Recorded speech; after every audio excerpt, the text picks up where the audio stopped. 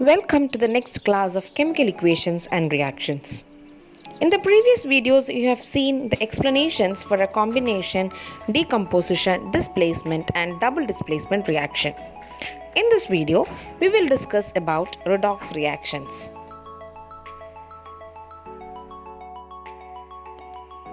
We have to learn about oxidation reaction and reduction reaction in order to understand redox reactions. First, let's look what an oxidation reaction is. An oxidation reaction is a reaction which involves addition of oxygen.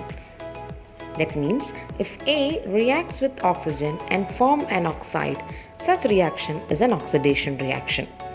Burning of coal, burning of magnesium are all examples of oxidation reaction where the element gets added with oxygen. Here you can see that carbon has converted to carbon dioxide or magnesium has converted to magnesium oxide. We say it as carbon has been oxidized to carbon dioxide or magnesium has been oxidized to magnesium oxide. Now what about this reaction? You don't see the element oxygen in it. So, oxidation can be a reaction which involves removal of hydrogen. In this case, ammonia has been oxidized to nitrogen, where the hydrogen has been removed from ammonia. So, chemical reactions which involve an addition of oxygen or removal of hydrogen is known as oxidation reaction. When you strongly heat copper powder, the brown color copper powder changes to copper oxide, which is black in color. This is another example of an oxidation reaction. The chemical equation for this reaction is Cu plus O2 gives CuO. In this reaction, copper has been oxidized to copper oxide. When hydrogen is passed over this black copper oxide, it gives back the brown color copper and water is released as one of the product. The equation for this reaction is CuO plus H2 gives Cu plus H2O. If you closely observe in this reaction, hydrogen has been oxidized to water. That means oxygen has been added to hydrogen and it has converted into water. But what about this change? That is copper oxide changing to copper. Do you see that the oxygen has been removed from copper oxide? This is reduction reaction. Here we can say that copper oxide has reduced to copper. So in reduction reactions, there will be an addition of hydrogen or removal of oxygen. And in a chemical reaction, if both oxidation and reduction occur simultaneously, such reactions are known as redox reactions.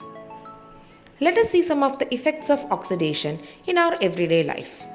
We all know that the iron articles, when they are new, they shine brightly, but after some times of exposure towards moisture and atmosphere, they get corroded, or we say iron gets rusted. It acquires a brown color coating over it. Similar is the case of copper with its green coating and silver with a black coating on it. These are all examples of corrosion of different metals or effects of oxidation in everyday life. The topic corrosion is more detailedly dealt in another chapter. Another case is the food containing oils and fat get rancid after their shelf life due to the oxidization of oil and fat present in them. In such cases, the smell and the taste of these foods changes. This is known as rancidity. In order to prevent foods getting rancid, antioxidants are added to packed food items. Antioxidants prevent the oxidization of the oil and fat content present in these food items. We all know that the chips packet that we buy is actually only half filled and half of it is filled with air. The chips manufacturers usually flush the bag of chips with nitrogen so that oxygen is removed from the bags and oxidation is prevented. A very easy thing that we can do in our homes is store the food in airtight containers to prevent the food from getting rancid. So that was all about redox reactions.